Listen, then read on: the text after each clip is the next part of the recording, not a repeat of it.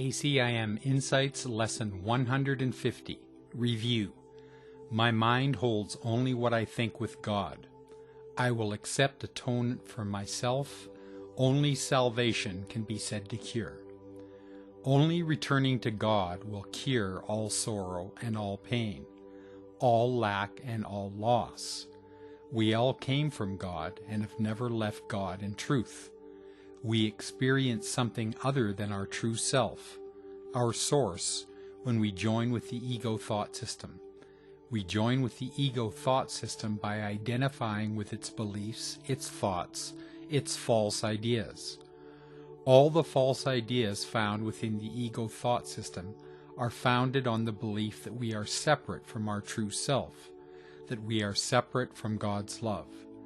When we believe we are separate from God's love, we can't help but experience sorrow and pain, lack and feelings of loss. Belief in the ego thought system is belief in the death of our one self. The only cure or antidote for the pain and loss we feel is accepting atonement for ourselves. Accepting atonement means accepting a change of mind, accepting a return to the truth, accepting God's love, returning to our right mind, remembering that our mind holds only what we think with God. Only this return to the truth is a true and lasting cure for all the ills of the world. Our real salvation comes as we return to our one true identity, which alone is real. We delay this return when we get so wrapped up in the world's activities that there is no time left to devote to God. God is my salvation. God is the cure to every ill. Every sense of lack and return to God is the only answer. Return to love is the only answer. Today I will practice letting my mind open to receive the truth about myself and my brothers. It is only the truth of our oneness in love that provides the real answer I seek. It is helpful to remember that the Course defines atonement as perfect love.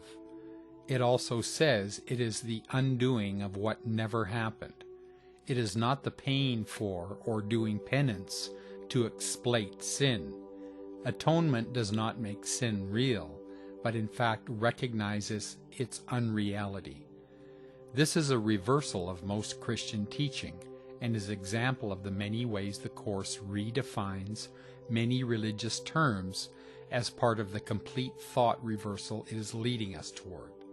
In the Manual for Teachers, atonement, salvation, forgiveness, and healing are all equated as one. There is no sacrifice in atonement or salvation, only healing and forgiveness.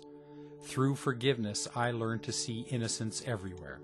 As I see innocence, I see harmlessness, and I return to the awareness of God's perfect safety and His love. I no longer need to defend against this truth, but rather see it as my source of happiness, peace, and freedom.